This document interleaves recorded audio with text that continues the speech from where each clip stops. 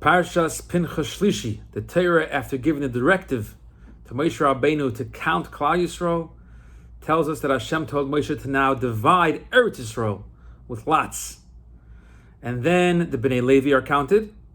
And then the Torah tells us, as Rashi explains, that the Gzeira of the Meraglim did not affect the women of Klal Yisrael. They never bought in, and they kept their emunah strong. We find by the Egel also they were strong. And even early on, the Nachash, the beginning of Chumash, understood that you start with the strongest one first.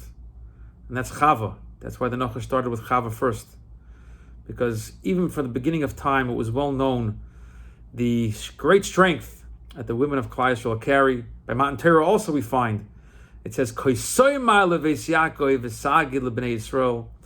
first and foremost address the Bais Yaakov, the women, because they're the strong ones, they're the strong group that must be in place for Klal Yisrael to succeed. Which really brings us, as Rashi says, to a case in point that we see how the Bnei Slavchad, when they came, their father was nifter based on various versions of what happened, and they came for their chelek, their portion of the Yerusha, of a piece of land there in Yisrael.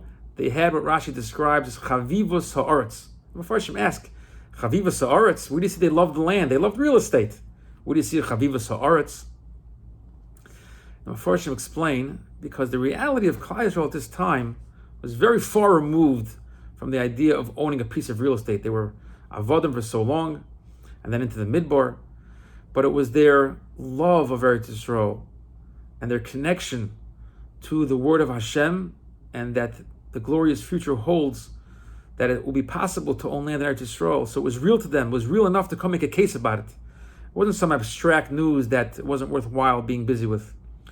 That was their emotional depth expressed over here, called Chavivas Ha'aretz, the emotional depth of women that existed then and still exists today.